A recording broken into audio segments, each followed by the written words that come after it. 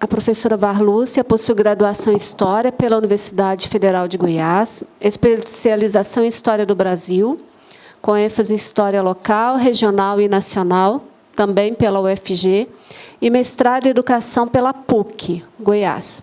Atualmente trabalha na Gerência de Formação da Secretaria Municipal de Educação de Goiânia. Oh, desculpa. Bianca me deixou com uma tarefa, né, e de discutir um pouco a questão do ensino de história. E assim, a gente considera, né, e a verdade é essa mesma, né, que é um espaço de resistência, né? Então, ser estudante de história, ser professor de história, é realmente resistir, né? Então, é nessa perspectiva. E aí, assim, e como que dá essa resistência, então, né? Então, como que, ao longo do ensino de história do Brasil, né, nós temos, assim, então, algumas, especificamente, o que eu vou tratar aqui agora é do período mesmo, um dos períodos, então, que nós tivemos de reorganização, movimento de reabertura, movimento na década de 80 a 90, né? Então, nós temos um processo de reabertura política. Então, essa questão que a Bianca coloca, olha, nós temos que nos organizar, né? Nós temos que nos preparar, né? E é um exemplo, né, que nós vivenciamos no Brasil, o processo de redemocratização e a luta, né? Quando a Bianca fala, né, e nós aqui, professores, estudantes, né, com relação ao AMPU, então, nós temos professores de história, né, na organização universitários, nós temos professores de história na educação básica, né? Nós temos professores que se organizam e continuam lutando e acreditando no ensino de história. Então, ao longo desses anos, desde a década de 80, anterior à década de 80 até a década de 60, né, então, vamos colocar assim, a gente não pode esquecer a Déia Fenelon e tantas outras, né, professoras, e o trabalho que tem. Então, é nessa perspectiva que eu trago, então, a memória e reforma do ensino de história. Foi um trabalho realizado já há 14 anos, né? Ele foi feito em 2000, terminou em 2004, mas, assim, diante das discussões que nós fizemos essa semana aqui sobre a BNCC, né? Os desafios postos tanto aos estudantes, a nós, né, professores de história, atuantes ou futuros, né?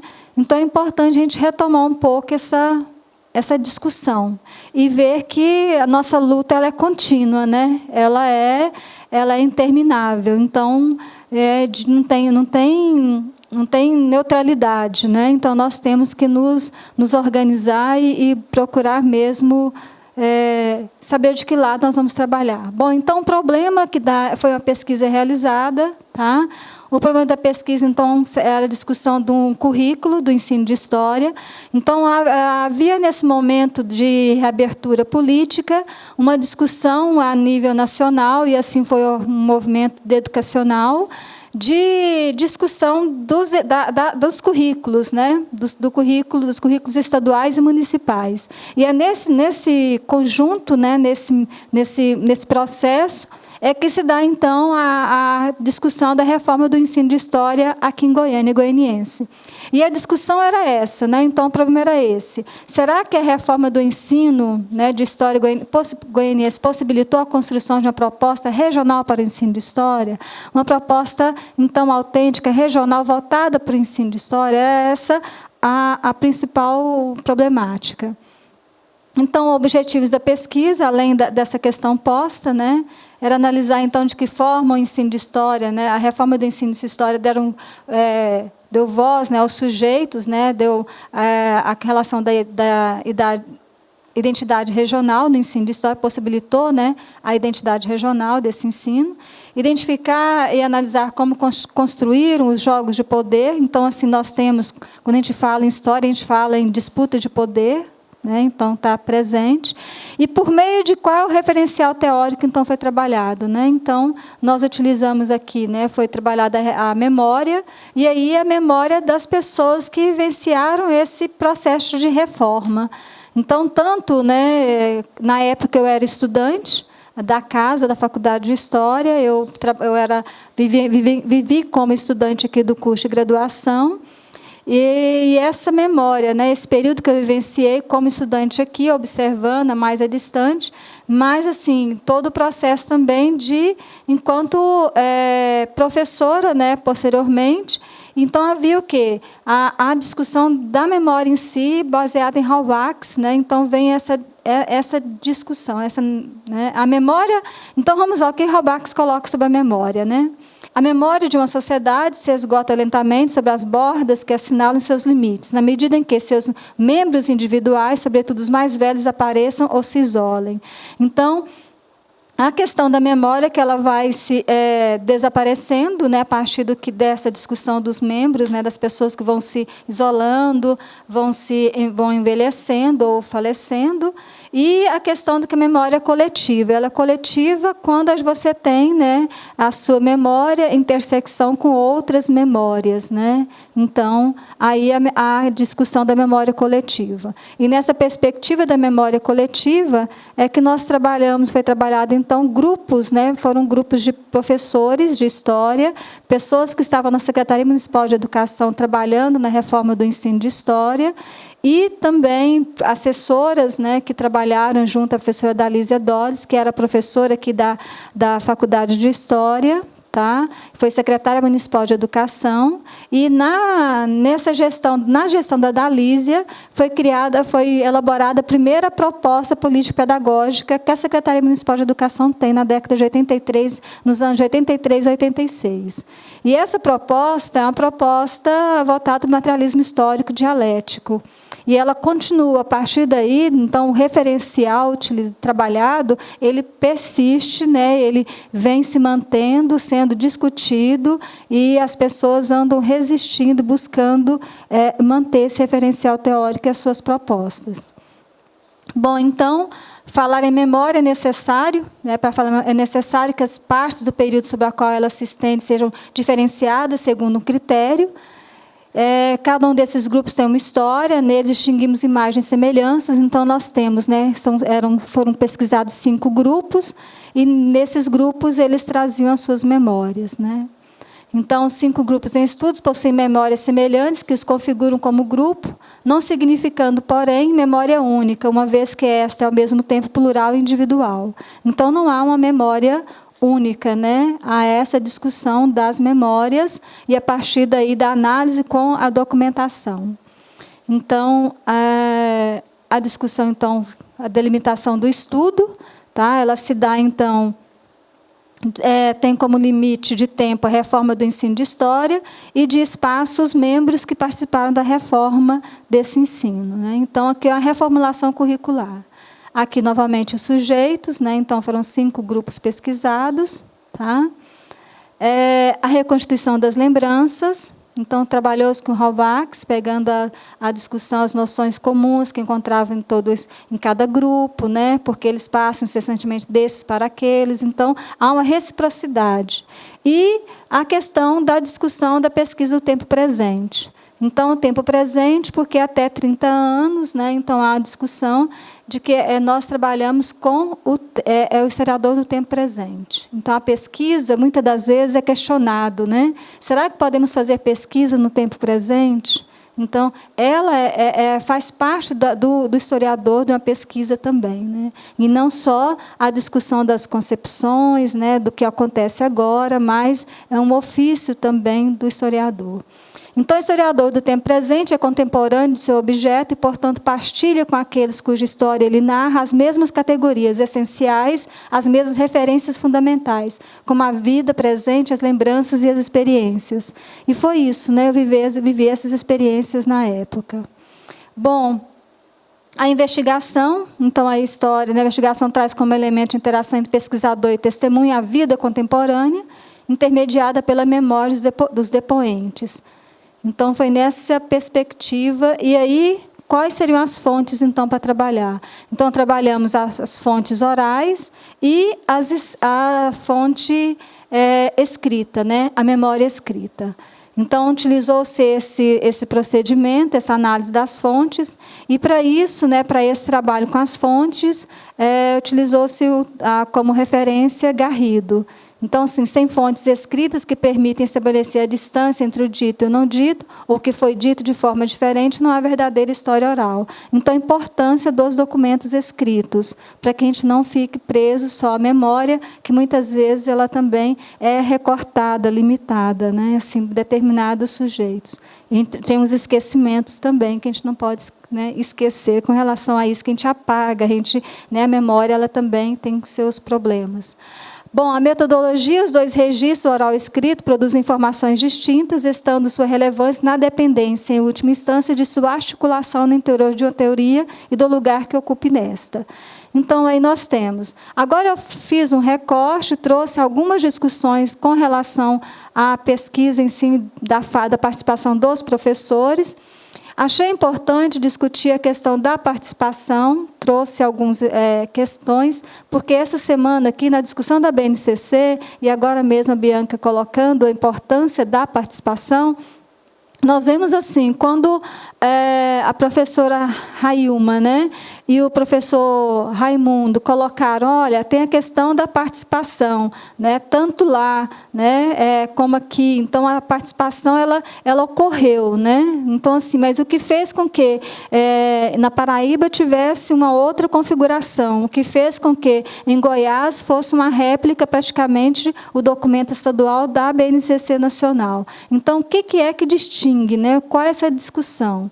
Então, eu trouxe a fala das pessoas, né, dos professores, sobre a participação. Então, assim, como a memória, né, então ela traz aqui, né, não, naquela época ninguém esclarecia as coisas para a gente. Acho que continua até hoje. Mas por que isso? Por que está mudando o currículo? Por que estava mudando aquele programa? Por que estava mudando a grade curricular? Nós não sabíamos, só que de repente mudou. Tínhamos de seguir isso e pronto. Ainda era muito ditatorial.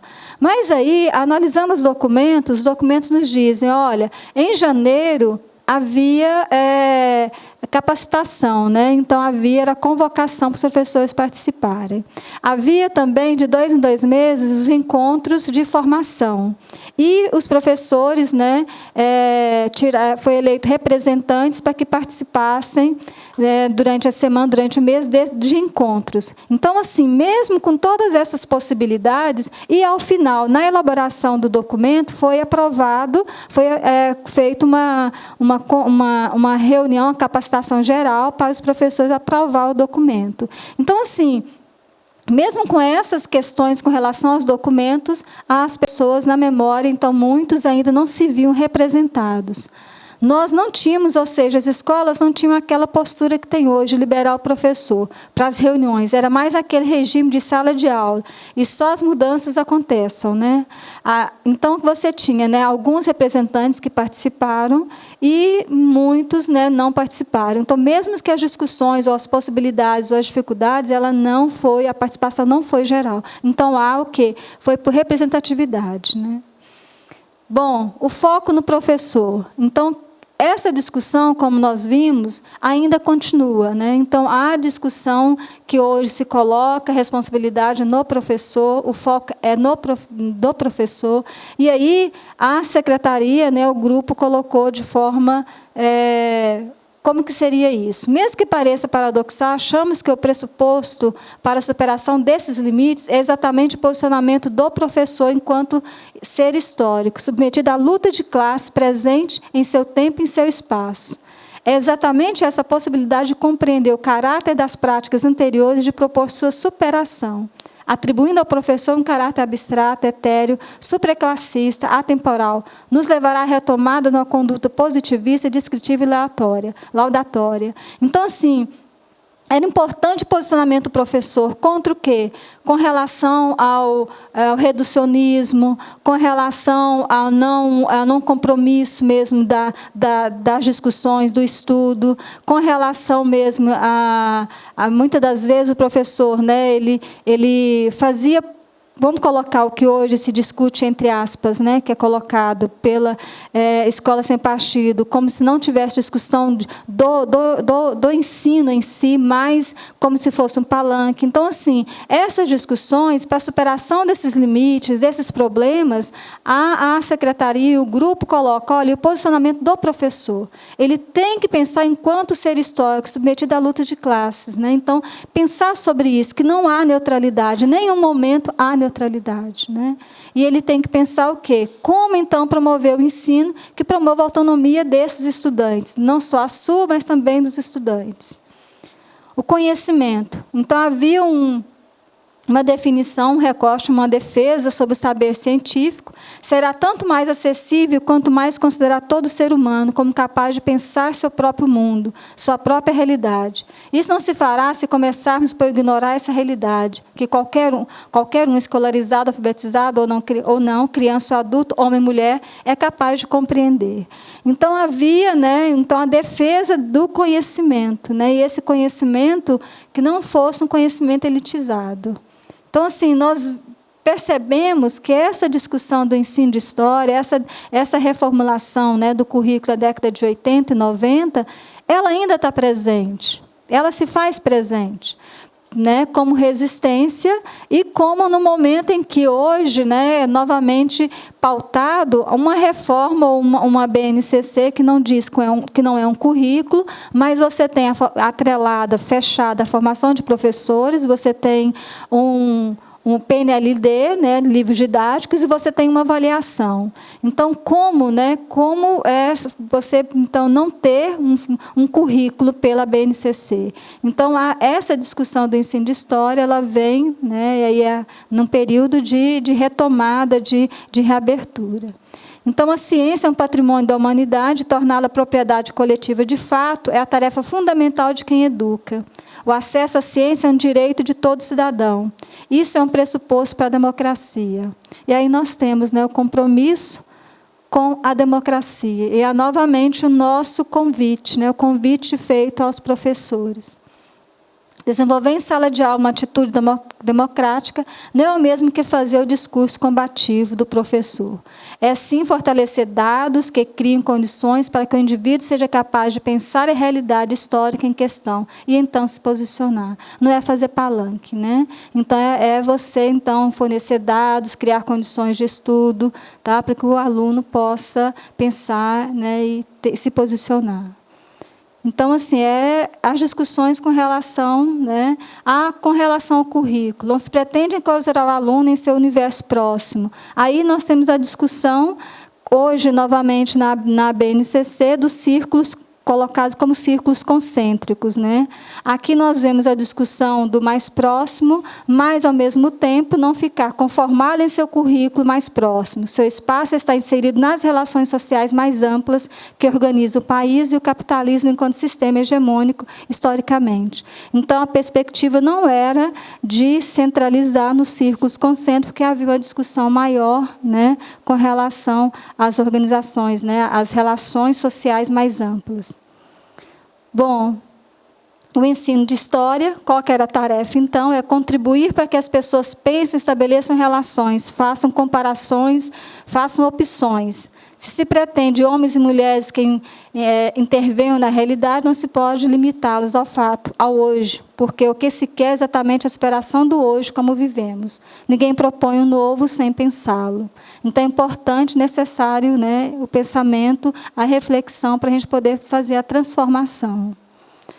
Bom, as relações sociais, e aí nós temos a questão das lutas de classe, né, todo mundo tem direito ao saber científico, então ele não pertence a nenhuma classe social dominante, ele foi o resultado de gerações, então a nossa contribuição, nosso papel, nosso trabalho é torná-lo acessível aos trabalhadores e seus filhos. Aí nós temos, mais uma vez, o nosso compromisso. Tá? E a aprendizagem, né, que foi discutida nesse seminário. Então, assim, como trabalhar com a aprendizagem em história? Eu acho que continua sendo um grande desafio a aprendizagem no ensino de história. Está aí posta, Bianca, trazendo a discussão com relação às eternas datas comemorativas e da forma por que elas se mantêm, então ela se mantém trazendo a questão da discussão da nação, né, de todo um arcabouço hegemônico que vem, né, mantendo e realimentando, mas é posto como nesse período. É um trabalho eminentemente conceitual e não factual, compreender conceitualmente, então há necessidade, há um trabalho com relação aos conceitos. Então, conceitos são também históricos, são condicionados por seu tempo, e chegar a essa constatação é fundamentalmente para construir o pensar historicamente. Então, havia uma necessidade do trabalho com conceitos. E aí a secretaria hoje ainda continua trabalhando com Vygotsky, né, defende essa discussão da aprendizagem por meio de conceitos, né? Então, é uma proposição que ainda se mantém. E aqui a definição da concepção teórica, que ela é uma concepção, né, como suporta o materialismo histórico, e que não fica explicado numa seleção de conteúdos que se segue. Então, o que acontece? Na discussão dessa reformulação curricular, nós temos uma concepção teórica bem fundamentada, pautada no materialismo histórico, discutindo a questão das lutas de classe, discutindo o papel do professor, a importância, né, do ensino para o educando, mas na hora que foi pautado, né, trabalhar os conteúdos, vamos colocar assim, ainda não conseguiu fazer essa transposição, né? Ainda fica preso, então não se repetiu. A discussão teórica não se faz presente na organização dos conteúdos. Bom, então, as considerações. Houve uma tentativa de formulação de uma proposta original, porém o esmero de sua fundamentação teórica não apresentou correspondência em relação aos conteúdos curriculares, uma vez que esses não rompem com a organização curricular tradicional, né, tal incongruência inviabilizou que a reforma goianiense adquirisse contornos próprios, que caracterizassem a proposta como singularidade entre as demais efetivadas nesse período, porque há discussão. Nesse mesmo período, a discussão da reformulação que serviu de parâmetro de Minas Gerais e de São Paulo, né? Mas, com todo mesmo, né, essas limitações, né, é uma reforma da década de 80 que ainda ela subsidiou e vem subsidiando todas as outras discussões teóricas que se é feita na Secretaria Municipal de Educação de Goiânia. Mesmo com a implementação dos ciclos de formação, essa reformulação da década de 80, que foi fechada em 90, né, 93, ela ainda é tão, vamos colocar assim, fundamentada, né, que ela vem ainda sendo os seus princípios, né, mantidos no ensino de história na rede municipal, devido à sua fundamentação e proposições dessa época. Então, é isso, gente.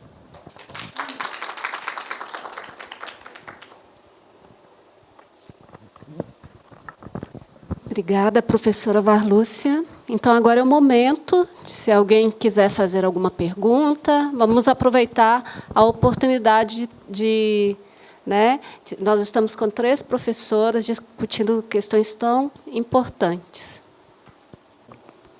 Parabenizo as falas das 3 professoras e vou fazer uma questão para cada exposição. Se eu bater, quebra meu dente. Bom, professora Bianca, ao estudar para compreender e ir para um outro patamar a partir do estudo, a partir das questões que estão postas aí.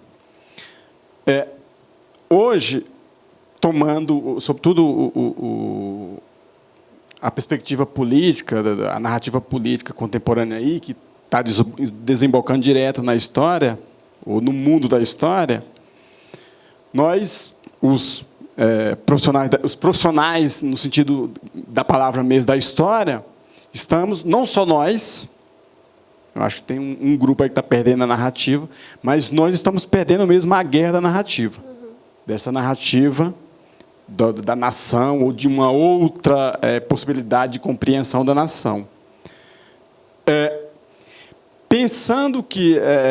nós fizemos umas falas aqui em outros momentos, nesse evento, que nós estamos perdendo essa guerra da narrativa, porque ela está nos escapando para outros espaços, ou estamos perdendo em outros espaços, que não exatamente só o espaço escolar.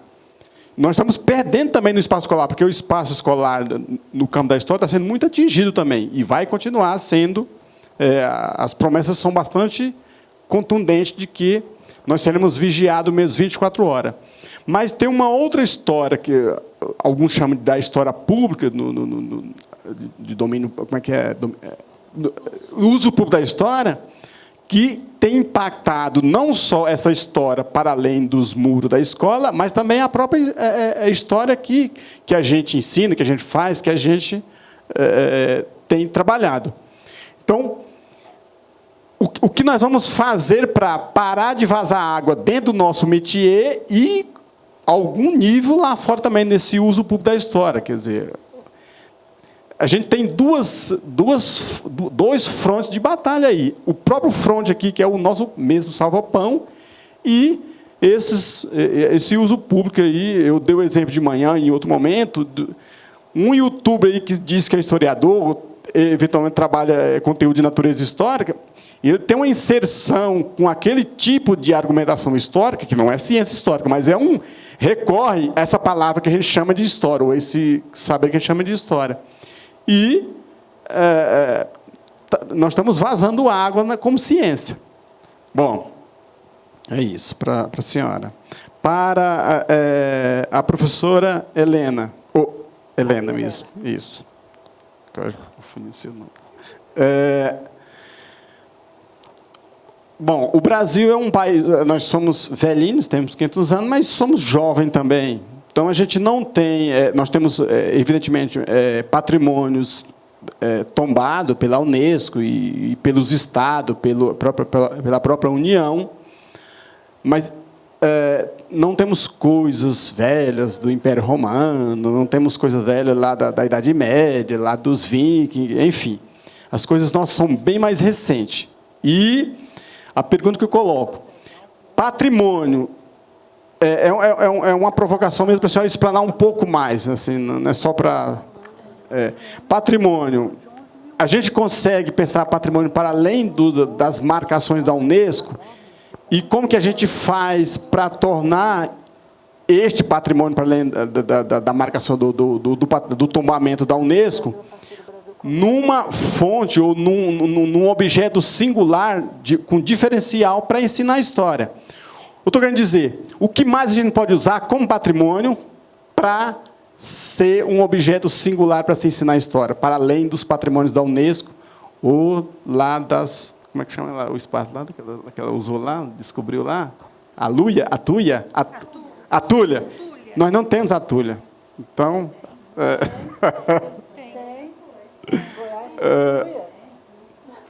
Bom, professor Ivan Luz, nas suas incursões aí das pesquisas, o que você tem sentido, presenciado de dificuldade em fazer história do tempo presente? Porque, assim, pelos ensinamentos básicos da história do tempo presente, um nó que a gente encontra é o evento histórico, frequentemente, não ter ainda um contorno de finitude. Você pega a Revolução Francesa, sei lá, em algum nível você consegue perceber que tem um processo que se iniciou, se desenvolveu e findou, mas no tempo presente, frequentemente as coisas estão aí acontecendo, mesmo no sentido mais vivo da palavra. Então, o que você fala um pouquinho sobre esses desafios que a senhora encontra nesse processo de fazer uma história mais do tempo presente? É isso. Obrigada. Boa noite. Eu queria perguntar para a professora Miriam se o grupo de estudos é um que acontece segunda-feira na Faculdade de Educação. Sim. Eu fui convidada por alguns amigos a participar, não pude por questões de trabalho. Queria parabenizá-la, porque a iniciativa do grupo foi num momento muito importante, um momento que eu acompanhei de perto da Faculdade de Educação, em que estava todo mundo sofrendo bastante, né, pelo momento político do país e por condições as quais nós já passamos. Então, assim, eu acompanhei uma assembleia que teve na Faculdade de Educação, que teve uma importância muito grande para o pessoal de lá. E, enfim, o grupo surgiu num momento muito crucial, então queria parabenizá-la pelo posicionamento e por tudo que eu escuto da professora, porque realmente é um grupo muito bem falado. E as outras professoras eu queria parabenizar também e agradecer. Só isso. Boa noite. A minha pergunta é para a Bianca. Eu tenho pensado assim, Bianca, que a gente construiu um discurso que agora eu acho que a gente vai precisar, né, mais que nunca, como você falou, de uma resistência. Mas aí eu estou preocupado com como a gente consegue analisar, né, esse momento, né? Aí um discurso que me preocupou muito durante as eleições foi e claro, o PT sempre faz isso, né? Para vocês terem uma ideia, nos blogs do PT do Aécio. Aécio é um risco à democracia, a democracia vai acabar, né? Então, me preocupa o alarmismo. Por quê? Porque, por pior que seja, e é horrível mesmo que a gente vai enfrentar daqui para frente, o que eu ouvi muito nas eleições foi depois das eleições não tem nem como lutar, porque aí acabou a liberdade, acabou tudo, não tem nem resistência. Para a gente ver o nível que o alarmismo pode produzir, né? A completa ausência de enfrentamento, justamente porque está jogando tudo nas urnas. Quase que o meu celular foi embora. Tudo lá em cima, né? Nas urnas. E parece essa uma pretensão, né? Assim, uma intenção mesmo há muito tempo do PT, né? Você acompanhou, você participa e viu como muitas vezes o Partido dos Trabalhadores amansa as lutas dos trabalhadores para não restar nenhuma alternativa senão votar nele e a solução for ir por cima. Essa é uma primeira coisa. Segunda coisa, que tem a ver com isso. Como é alarmista, o modelo que a gente está conseguindo explicar as coisas, ou que a maioria das pessoas para a produção da resistência está conseguindo pensar, na ideia de retrocesso e por isso também numa ideia de um retorno ao passado, né? Por exemplo, fascismo, Idade Média, ditadura, volta dos 64 e tal. Mas quando a gente se debruça sobre essas experiências, né, dá para ver que o que a gente está vivendo é diferente mesmo, né? É novo, é uma estrutura de avanço repressivo, de avanço ideológico e econômico distinto. Tem uma peculiaridade do nosso tempo, inclusive do próprio capitalismo atual, né? Desse capitalismo que já não é o problema do desenvolvimentismo da ditadura, já não é a produção mesmo da precarização do trabalho mais precarizado, mais marginalizado, e agora a destruição dos direitos, que os direitos trabalhistas, a inserção dentro do mercado de trabalho, continua sendo capitalista do mesmo jeito. Mas o que está em jogo é esse Estado capitalista de bem-estar social que está sendo desmontado, e com ele também o que garantiu essas estruturas tradicionais da luta da classe trabalhadora, sindicatos, partidos dos trabalhadores, enfim, essa estrutura está em crise no mundo inteiro, né? A social-democracia perde no mundo inteiro, porque a social-democracia tem sido representada pela burocracia sindical e pelos funcionários estatais que trabalham nos gabinetes e tudo mais, que é verdade. E como o estado de bem-estar social estão em crise, esses casos também estão numa crise estrutural. Só que a burocracia precisa fazer a crise dela ser a crise de todo mundo. É a crise do trabalhador, é a crise coisa. Não necessariamente. Sabe por quê? Porque quando você olha o ciclo de lutas a partir de 2011, o que a gente está vendo é uma ascensão da resistência proletária marginal, dos precariados. Esses trabalhadores não estão sindicalizados, estão explodindo no mundo inteiro, né? Desde 2011 a gente está tendo revoltas populares no mundo inteiro. Só que desvinculado de uma tradição de organização de base, desvinculado das entidades tradicionais, dos partidos tradicionais, inclusive com muita crítica a esses partidos, não se sentem representados. E, nesse vazio, pela ausência dessas estruturas, esse levante é sempre explosivo, meio espontâneo, parece caótico, mas ele é extremamente explosivo, né? Como a gente está vendo na França agora. Né? Inclusive, hoje, acabou de vir, a polícia já começou. Né? Fotos dos estudantes franceses que ocuparam as escolas lá, né? Mais de 100 escolas ocupadas na segunda-feira, já ajoelhadas, com o braço para trás, a polícia prendendo os estudantes lá na França. E a gente já esperaria, né? Com um aumento repressivo, porque, para lidar com esse precariado, como é que você faz? Em ascensão, em revolta e tal. Só que, quando os governos, a esquerda é o governo, essa revolta vai ser canalizada ou tende a assumir contornos ideológicos onde essa extrema-direita está surfando em vários lugares. O precariado tem se tornado base social também da extrema-direita, no mundo inteiro, inclusive. O que eu quero dizer é o seguinte, talvez antes de retrocesso, em termos de sentimentos de adesão, e eu falo isso, por exemplo, pela revolta dos caminhoneiros, que aderiu a um discurso de intervenção militar, e nacional, Brasil, e não sei o quê. Mas, na verdade, a consciência política foi essa. Mas a revolta dele, nós sabemos que era muito mais do que isso. A revolta é por essas condições que o próprio capitalismo tem produzido. Mas, entendeu? Essa contradição entre o instinto de revolta e a consciência, são dois níveis que, se a gente não separar, a gente vai ficar contra os caminhoneiros, como a esquerda ficou no Brasil e como a esquerda social-democrata está contra as revoltas lá na França. E assim foi também contra 2013, foi contra a esquerda institucional, vai sempre contra a luta, porque ela só vê o nível da consciência. Ou você adere ao meu discurso, ou você está fazendo o jogo da direita. Assim, só para concluir esse raciocínio, os sentimentos e as pesquisas que mostravam, embora sem negar toda a necessidade de conservação, o racismo, a homofobia, que obviamente é base para você não achar que o Bolsonaro é um problema, né? Você não acha que ele é um problema porque você também é racista, você também é machista, então você não percebe nessas falas dele algo problemático, sem negar isso.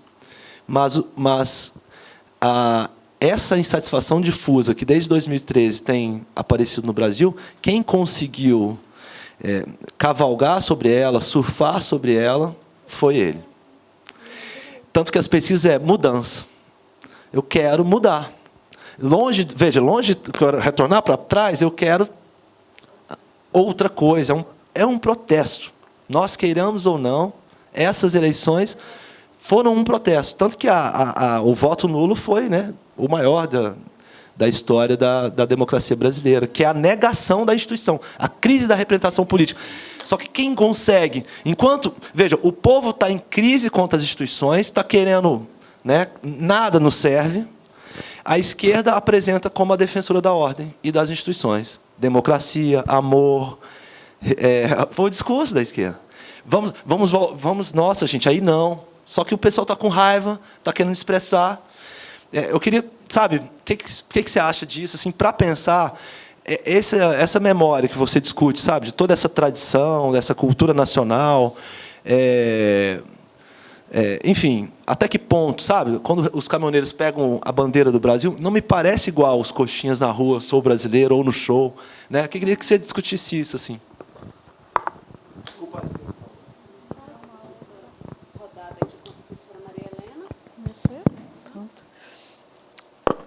Vou tentar responder e, ao mesmo tempo, relacionar um pouco também com algo que gostaria de questionar, porque, realmente, os exemplos que eu apresentei, antes de mais, Raimundo, o património pode e deve ser pensado além dos marcos da Unesco. Pode e deve. E a resposta passa um pouco pelo seguinte. Eu estava a ver o título da apresentação da professora e realmente estava a falar aí do termo do marco regional, não é? Do chamar a região de novo. E a professora Miriam falou que desapareceu a região.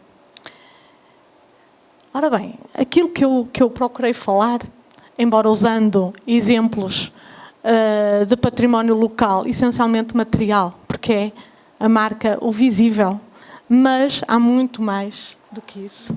É o visível que está ali ao lado e que permite depois ir além, pensar sobre quem esteve ali nos vários tempos, nos vários contextos. Por que não usar isso mesmo para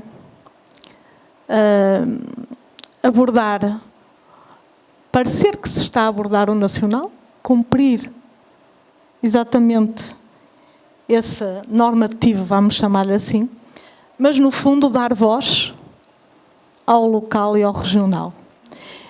Eu estava a pensar num exemplo de um trabalho que fiz com uma professora de Mato Grosso do Sul, a Ana Paula Squinello,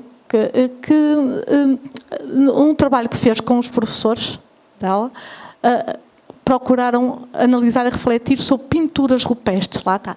Tem património muito antigo, cá no Brasil, e que pode ser usado. E deixa lá o Império Romano e a Grécia e aquelas imagens que eu mostrei da França. É o meu contexto, é a Europa. E são os exemplos que eu tinha à mão. Mas cada vez que venho ao Brasil e que conheço novas realidades, realmente penso que tem uma história riquíssima, vestígios, materiais riquíssimos, podem abordar qualquer época. Obviamente, pelos vistos, o currículo continua com as divisões euroclássicas. Mas continuando a usar esses barcos, podem abordar qualquer assunto da história recorrendo ao regional, com a reflexão sobre o que se passa, o que se passou aqui. Eu lembro, por exemplo, as recolhas de relatos orais da oralidade, o saber fazer, a fotografia, mesmo nos momentos mais tensos, os momentos históricos, mesmo do período da ditadura, o registro fotográfico que existe a nível regional, os vários... Eu lembro da última vez que estive cá, em 2014, houve uma declamação de poesia em um relato. Lembra, Conceição? Pronto. Ou seja, era algo que tinha acontecido aqui, em Goiânia, não é? E com testemunhos, ainda vivos de tudo o que se passou no período da ditadura. Por que não usar isso ainda, tão vivo, para chamar a atenção dos vossos alunos, das novas gerações? Não é? Está aqui, estão aqui esses registros, essa resistência que falam e que é compreensível a toda esta angústia, não é? No fundo parece que estou aqui num mundo de ilusão nesta mesa, não é? Trago aqui uma mensagem de tudo parece fácil, não é realmente, porque o discurso em Portugal também agora parece haver, não é, uma pequena saída da crise económica, mas vamos ver que isto tudo, o panorama europeu não é bom, o que o professor Rafael falou agora, mas, por exemplo, em termos na Grécia, a situação esteve muito complicada e não está assim tão fácil. Estive lá num congresso agora em final de agosto e realmente Atenas tem um fluxo turístico imenso e a realidade é diferente, mas o interior da Grécia está a sofrer ainda com grandes dificuldades. Tem todo aquele património riquíssimo, mas as pessoas neste momento que pensam é realmente a recuperação, o conseguir pelo menos uma parte daquilo que foi o seu nível de vida e as suas condições económicas de há uns anos atrás. A Europa Central e de Leste está a caminhar por uma direita assustadoramente... alguns, sim, tem. Mas, por exemplo, a Polónia que sofreu, não é, as atrocidades que todos conhecemos e está com o regime, a Itália na mesma. Ou seja, o quadro não é... mas eu costumo dizer, procuro ser otimista e mesmo na formação de professores luta-se constantemente com estes chavões. É impossível, não consigo fazer isto, não é possível os programas. Os alunos têm exames finais, têm é que cumprir o programa. Este discurso é constante. Né? O que eu procuro fazer é abrir caminhos para que não seja tão difícil. São os mesmos desafios que nós enfrentamos. Exato. Por exemplo, o exemplo que eu trouxe, que fugiu um pouco à formação de professores, mas tem a ver com a realidade diária, houve vários anos que não se conseguia sair da escola, tendo que usar um transporte. Não é? Meios carenciados mal tinham para comer durante o dia. É a escola que fornece as refeições, que em casa não a tinham. Não é? Semelhante. E então, aquelas réplicas, por exemplo, sou eu que os compro quando vou aos museus. Não é? O professor tem que colocar um pouco da sua voluntarismo, pode-se recorrer por vezes a maletas pedagógicas, mas nestes casos há tanta riqueza cultural, há tanto saber fazer que continua presente dos avós. Não é? Há registro fotográfico, há muito material. Como se pode, de certa forma, completar ou essa rigidez desse currículo, construindo materiais, não é? Reunindo, colocando na formação de professores a mão na massa e produzir esses materiais e usá-los. Mas fazendo sempre a ligação ao currículo nacional, procurando, não é, que esse registro esteja presente, uma vez que ele é normativo, mas mantendo o cunho regional, da região, do local, porque os próprios ditames da Unesco, voltando ao início, não é? Começaram com uma visão eurocêntrica. Os países que têm mais património classificado são precisamente a França, a Itália, a Espanha também um pouco mais, mas a França e a Itália são os países que têm mais património classificado no início. E agora até a alimentação mediterrânica, a dieta mediterrânica é património da Unesco. A gastronomia, a música. Não é? Por isso as coisas mudam. E pronto. Penso que é isso. Bom, acho que são duas questões com relação aos PCNs, não é isso? Bom, assim, o que aconteceu, né? Teve os PCN na década de 90, não me lembro agora a data, mas eu lembro que foi parece que no final já na segunda metade de 90, e assim, não eram parâmetros curriculares nacionais. E, na verdade, você tinha todas as disciplinas ali e a pluralidade cultural. Então, você tinha os cadernos e avançava mais do que hoje, muito mais do que a base comum curricular. E não era uma base, né? Eram os parâmetros. Só que o que aconteceu? Você tinha também os parâmetros em ação. Então, da mesma forma que eu acho que deve ocorrer agora, a partir como a Railma mesmo já anunciou, colocou aqui na fala dela, as formações regionais, né? Então, tinham os parâmetros em ação. Então, gastou-se, houve verba, não sei se aqui no Estado alguém lembra que os professores do Estado iam para Caldas Novas, então, aí tinha Pirinópolis, e aí ficavam lá imersos, né, final de semana, alimentação, hotéis, né, tudo muito, assim, foi feito um investimento pesado para que os PCNs, né, deixassem de ser só um bloco, os cadernos, né, que uma caixinha que o professor recebia, tanto da primeira fase quanto da segunda, e fossem colocados mesmo na sala de aula. E, mesmo assim, não aconteceu. Não aconteceu nada, né? Então, assim, mesmo com esse investimento, com essa discussão dos PCNs em ação, então, com um investimento pesado, né? Então, assim, e para trazer o bem-estar do professor no final de semana, né? Então, mesmo assim, não foi para frente, né? Então, é uma situação... E hoje, né, muito que tem hoje com relação às discussões, né, você vê vestígios do PCN, mas a base ela não bebeu, não tem ali, né, pelo menos em história, não está presente ali.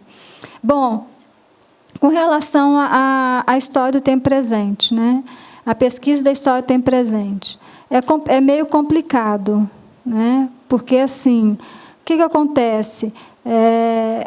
Nós somos, né, a gente vai pesquisar a história do tempo presente, uma separação, você não pode ser o presentismo, né? Então, essa diferença. Então, tem que ter um certo distanciamento, mas, ao mesmo tempo, o pesquisador é contemporâneo do seu objeto. Então, como realizar essa história, essa pesquisa? Aí, realmente, é a utilização mesmo, o cuidado, o trabalho com as fontes e com o método mesmo da pesquisa histórica. E buscar trabalhar, né, com referencial teórico que possibilite, então, fazer essa análise. No meu caso em específico, eu trabalhei com Garrido. Então, ele possibilitou essa análise, me deu um caminho para trabalhar com a pesquisa dessa forma, para que eu não caísse, né, não trabalhasse só com a fonte oral, sem pensar na documentação e a relação que se tinha, né, entre a fonte oral, a fonte escrita, memória escrita e do sujeito das pessoas, e como levantar as categorias. Então, houve um levantamento de categorias, um distanciamento, para que pudesse fazer, além dos estudos de referencial mesmo teórico e bibliográfico. Então, só assim a gente pode se fazer, né, pensar na história do tempo presente, para problematizar e buscar entender, né, as temáticas e os objetos que a gente se coloca para pesquisa, né? Então, nessa perspectiva. Eu não me lembro agora, mas até procurei o referencial em casa, mas ele coloca, não sei se 10 ou 30 anos, há um período de datas, né, para que possa fazer essa pesquisa, tá? Para que não caia na questão do presentismo, assim, do hoje, né, que seria pesquisa histórica dessa forma. Bom, se alguém, Bianca, quer completar? Aí eu queria comentar um pouco das colegas e aí pegar um pouco que vocês colocaram. Para Maria Helena, é muito impressionante a hegemonia daquela primeira interpretação que você colocou, que é parte das falas dos professores. A gente só tem que ir depois de dar todo o conteúdo, como se fosse confirmatório, né? Como se fosse visualizar o que estudou, né? Não que a gente não prepare, obviamente que não. Mas essa ideia, eu acho que reproduz uma ideia de que uma noção de que não reconhece o aluno como sujeito de produzir conhecimento. Ele vai ao museu para problematizar, não é para confirmar, né? Então, agora, a gente ainda tem exatamente essa concepção hegemônica na nossa relação com o museu, né? Que você vai lá para confirmar, está vendo a conta? Não. Você vai lá no Museu do Pedro do Vico, está lá a estante cheia de objetos médicos lá, porque ele era médico. Nossa, então, está vendo? Ele era médico. Pronto, foi no museu. Não. Por que o cara era político e era médico? Que relação tinha o cara cuidar dos outros e mandar nos outros? Por que tem tanto político médico, tanto médico político? Ronaldo Caiado é médico. Ortopedista. Então, assim, é problematizar, é considerar o sujeito como capaz de pensar. E essa preocupação que você registrou, a gente visualiza ela, materializa ela cotidianamente aqui. Um negócio que a Valu está dizendo, o PCN já foi imposição. A Base Nacional Comum Curricular é imposição e lei, né? Agora, tanto na base quanto no PCN, uma coisa que a gente aprende quando quebra a cara. Porque, por exemplo, os materiais que a gente fez lá na rede municipal, na época lá de 92 e tal, cara, coisa mais fofa ficou o material, lindo. Ficou uma belezura, cheio de música, de compositor, uma coisa linda e tal. Quando a secretaria falou, é para usar, não adianta ser legal. porque as pessoas estão sendo obrigadas e não vão cumprir. Então, não se trata, você entendeu? Pode ter a melhor coisa, assim, o gênio que tal, sabe, chama todos a Cícera Bittencourt, que comprou uma casa de praia com o dinheiro que ela ganhou fazendo o PCN, e ficar lindo, mas não resolve, porque não é produção coletiva. Não foi amadurecido pelas pessoas, vem como pacote, e pacote não adianta, nego, que a gente chuta, mesmo que não saiba que está fazendo isso. Não desce, não desce. E só uma informação. A Base Nacional, uma observação, na verdade, a Base Nacional Comum Curricular é para a escola de pobre, escola pública, porque a rede particular... A gente está em contato com a editora que andou pedindo a gente para fazer uns livros didáticos, não sei o quê. Aí fomos discutir com os caras. Mas esse negócio da base aí e tal, tem que seguir a base? Vocês colocam isso como critério? Sabe o que o cara falou? Dono de uma puta rede de escola particular? Que negócio de base, minha senhora. Nós aqui precisamos formar gente que pensa. Eu falei, por exemplo, lá tem ensino religioso. Que negócio de ensino religioso, aqui a carga horária de ensino religioso, a gente dá filosofia e sociologia para a criança desde o primeiro ano. Classe dominante tem que entender o mundo como ele é. A ciência é apropriada por eles. Agora, para nós, aí é a base obrigatória, né? Aí, tentar ser o menos... extensa possível, mas eu acho que tanto que você colocou quanto que o Rafael colocou se articula, né? Não vai ter jeito, gente. Com todo respeito, amor e carinho, tem muitos companheiros, muitos camaradas, companheiros, muita gente, muita luta que petista, se falar do PT, o bicho pega, nossa, a tentativa de assassinato é um negócio horroroso, nem querem pular do prédio. Mas não vai ter jeito. Primeiro que a gente não vai esperar a autocrítica do PT, porque ele, se pudesse estar lá, mano, estava mesmo com todo mundo. Precisasse indicar o Mourão, indicava. Entendeu? Por quê? Porque é um projeto eleitoral, não é um projeto de... Não considero que haja diferença, nenhuma ruptura, entre o projeto que veio pós-ditadura até governo Temer. É o mesmo projeto. Não houve ruptura de classe. Não houve, é o neoliberalismo sendo implementado. O que aconteceu? Não tem jeito. A gente vai ter que, para enfrentar essa realidade, a gente vai ter que entender o que aconteceu. Então, não dá para fazer de conta. Ou a gente entende, ou a gente se debruça sobre isso, ou a gente não vai conseguir, a gente vai ser triturado. Então, a primeira coisa é...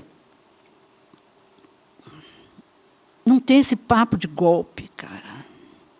Não tem esse papo de golpe. O que aconteceu foi que o capital disse: você fez aliança comigo, mas a gente não precisa de você mais. Virou o bagaço da laranja, a gente joga fora. É isso que o capital faz com o funcionário. Entendeu? Foi uma aliança. Eles cumpriram as tarefas do capital. Inclusive, como você estava dizendo, que a Mansa, não, persegue. Foi perseguição. O que não conseguiu cooptar, que virou assessor do assessor do assessor em algum negócio, triturou, perseguiu, fez lei antiterror contra nós. Entendeu? Então, a gente vai ter que entender isso. Aí, pegando o que você estava dizendo... Então, como é que a gente lida com isso? Primeiro, quando a gente fala da ideia de fascismo, para mim, é a expressão da barbárie do capital. Não dá para fazer de conta que o fascismo é um monte de gente má, perversa e cruel que mata os outros. Não. É porque o capital precisa de recuperar as bases de lucro, precisa acelerar a concentração do capital, as contradições estão agudizadas, então precisa de um controle que é esse que está a caminho. Mas é lógico que a precarização, uma coisa que está acontecendo nas escolas particulares nesta cidade. todos os professores sendo demitidos. E todos tendo que fazer o MEI, que é aquele negócio que é pequeno empreendedor, para receber como pequeno empreendedor dando aula. Não tem direito trabalhista absolutamente nenhum.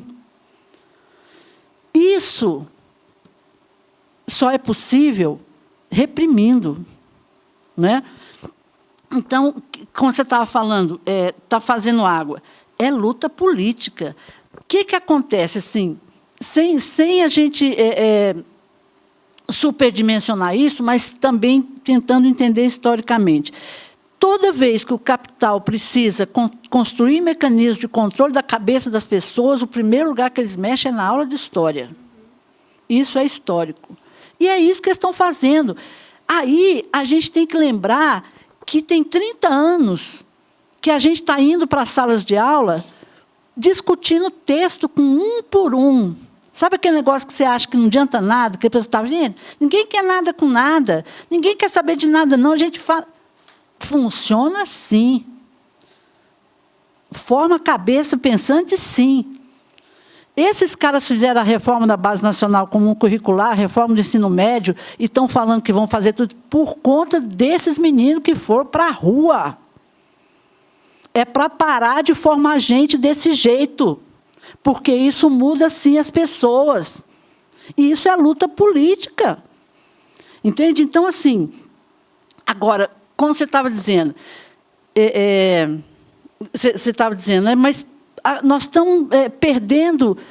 Tem uma coisa que é objetiva. Tem uma coisa que é objetiva. É a agudização da crise do capital, é a concentração brutal da riqueza, a miséria. Cara, o que tem de gente morando na rua em Goiânia hoje é 3, 4, 5 vezes o que era 2 anos atrás. Era gente que tinha emprego, era gente que morava num negócio, era gente... Não tem mais. Não tem mais. Então, o que acontece? A agudização da crise do capital impõe a luta. E é isso que desmoraliza. Por exemplo, esse Bolsonaro, ele é o grande capital não queria Bolsonaro. O Haddad ou o Alckmin eram muito mais confiáveis. Muito mais confiáveis, executariam o programa perfeitamente. Mas o que aconteceu?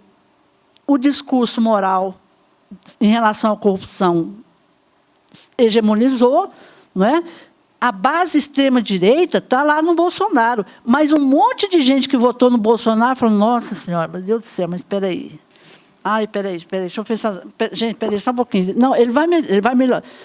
Entendeu? Não era o candidato preferencial, porque ele é tão grotesco que ele atrapalha, porque ele provoca movimento. O cara não foi nem eleito, provoca movimento. Tudo que provoca movimento atrapalha. Então, o que acontece? Agora, independente de alguém querer ou de alguém não querer, a crise do capital, a concentração da riqueza empurra para o movimento. Ou é barbárie, ou é transformação elaborada. E aí a gente precisa pensar o projeto. Porque esse projeto que transformou todo mundo em funcionário do capital, né? Mesmo com gente bem intencionada, não adianta, não nos serve. Não nos serve. Não é? Então, os movimentos, por exemplo, as instituições, esses sindicatos, essas estruturas, não movem absolutamente mais nada. Não movem absolutamente mais nada. Cara, aquele Sintego, ou essa ADUF, as pessoas estão lá há 35 anos. 35 anos, e mudaram o estatuto de uma maneira... Hã?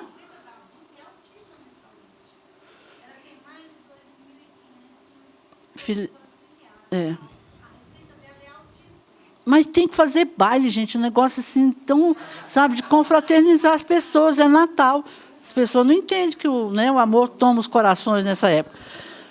Mas, então, assim, só para finalizar, porque a gente fica falando demais, Nossa Senhora,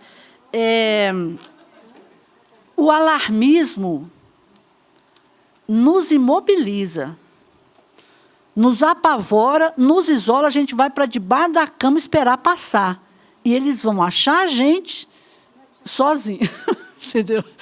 Então, por isso, que entender o que está acontecendo é nosso instrumento de luta. Então, eu não acho que a gente esteja fazendo água, é luta política. E aí não vai poder deixar de reconhecer que papel teve esses governos petistas todos no desmonte dos movimentos sociais, na destruição da autonomia dos movimentos. Entendeu? Porque a única coisa que nós temos somos nós. São os movimentos. E virou... Cara, na faculdade que eu trabalho, um terço do povo foi para o MEC. Entendeu? Não adianta boa intenção, você foi ser funcionário, fazer de conta, meu. Entendeu? E comprometeu a universidade com isso. A universidade virou, sabe? Então, o que acontece? Para finalizar, a crise do capital, não é crise porque eles estão ficando pobres e fracos, é porque está reduzida a taxa de lucro que eles não admitem. É a retomada da taxa de lucro. Para fazer isso, eles vão empurrar mais milhões para a miséria. E é organizar isso. Entendeu? O fascismo é um instrumento de reordenação do controle de uma sociedade sob a quis do capital. Senão a gente acha que fascismo é maldade. Você entendeu? E maniqueísmo não ajuda a gente a pensar o mundo. Então, acho que...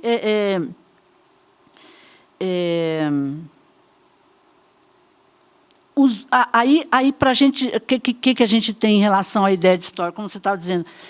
É retomada da ideia de história como compreensão do mundo. Estudar história é fundamental, mas é estudar história sem herói nenhum, porque aquilo que faz com Lula em Londrina chama movimento messiânico. Curitiba. Aquilo é movimento messiânico, meu irmão. Onde é que você vai com isso? A gente está acabando de discutir negócio de herói aqui e transfere a vida de milhões para um cabra que não interessa se tem circo de Atibaia, se tem triplex, não sei aonde, ele já tem muito mais que isso, sabe? Quer dizer, fica uma atrofia da compreensão do mundo. Enquanto alimentar isso, a gente não vai pensar alternativa.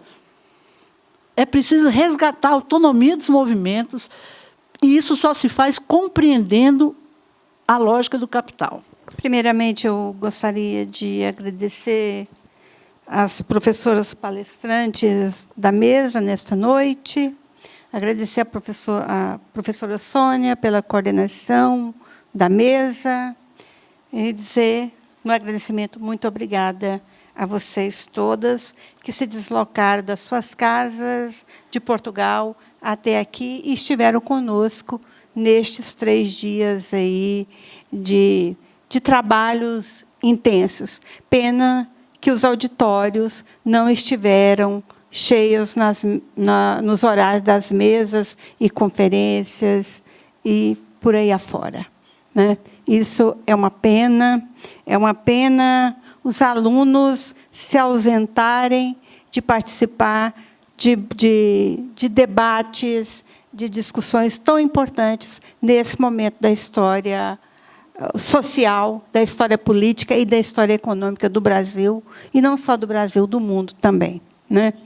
Eu gostaria imensamente de agradecer os conferencistas, os palestrantes, ao professor Pedro Miralles, que saiu da Espanha e esteve aqui conosco nesses dias, a professora Marília também, que veio de Portugal, a todos que passaram por aqui nesses 3 dias, como colegas de grupos de estudo, como professores e pesquisadores também, que estão preocupados não somente com a formação de professores, mas preocupados com a história que vivemos no mundo neste momento, não só no Brasil, mas na Europa também, né? Nos países em que os colegas vivem também, né? Então, agradeço a todos.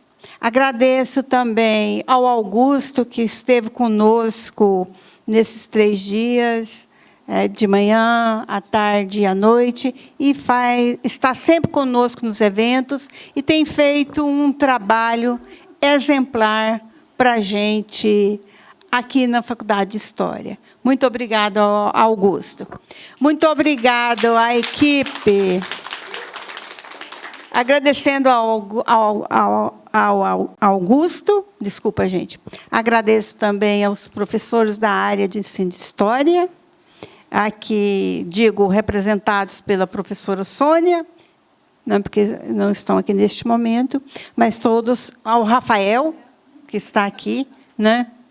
A vocês, obrigada pelo trabalho, todos colaboraram muito para que este seminário pudesse ter o efeito, o sucesso que a cada ano a gente vê, percebe, experiencia a discussão das nossas experiências desenvolvidas em estágio supervisionado, que faz parte do curso de formação de professores. Então, a equipe da área de ensino de História, eu agradeço imensamente. Rafael e Sônia e aos demais que aqui não estão neste momento, né? Gostaria de agradecer também os servidores da Faculdade de História, em especial a Flaviana, que nos secretariou desde o início de pensar esse seminário. Se não fosse a Flaviana, teria sido extremamente complicado fazer esse seminário com toda a burocracia que é fazer um evento numa universidade pública e com recursos tão minguados, né? Mas, mesmo assim, ainda tivemos a colaboração da CAPES, que nos liberou recursos que a gente pôde manter a vinda dos professores, as diárias dos professores no hotel. Então, tivemos, sim, uma colaboração e que espero que isso não seja minguado aí a cada ano que a gente vai fazer um evento, né? Eu gostaria de encerrar e dizer que esse é o 11º seminário, né? E, por ironia do destino, eu convidei a Sônia, mas não foi por ironia, só pensei depois, para coordenar essa mesa de encerramento, porque a Sônia foi a professora, coordenadora de estágio, que fez o primeiro seminário de estágio nesta faculdade há 11 anos atrás, né, Sônia? Há 10 anos atrás. Há 10 anos. E há 10 anos atrás, os nossos sonhos eram outros, né? E jamais, no primeiro seminário de estágio, eu pensaria que, depois de 10 anos, a gente estaria aqui lastimando as condições de trabalho dos professores de História. E eu pensaria que hoje estaríamos, que há 10 anos, que seria hoje, estaríamos numa condição muito, muito além em termos de conquistas sociais e conquistas políticas, né? Mas, pensando nisso, que não estamos, e quero dizer que o papel nosso, enquanto professores de História, pesquisadores, formadores, é a resistência e não desanimar. A nossa luta continua, o nosso prazer em ensinar o aluno a fazer uma boa aula na escola nos move a cada dia. A cada dia que eu assisto uma aula bem dada do meu estagiário, eu saio muito feliz da escola. Pode ser a escola que for, mesmo a escola militar, que eu entro com resistência em fazer estágio na escola militar. Tenho as minhas resistências, mas fico feliz quando eu vejo que meus alunos prepararam uma aula, foram lá e fizeram uma aula digna de um professor de História. E isso eu vi, percebi na escola militar, neste semestre que trabalhei com os meus alunos. Está aqui o Lucas, que pode assinar embaixo no que eu estou dizendo. Então, muito obrigada a todos. Muito obrigada à Sônia, que a Sônia foi a protagonista do seminário. E no próximo ano, esperemos estar juntos de novo, né? Um abraço a todos, gente.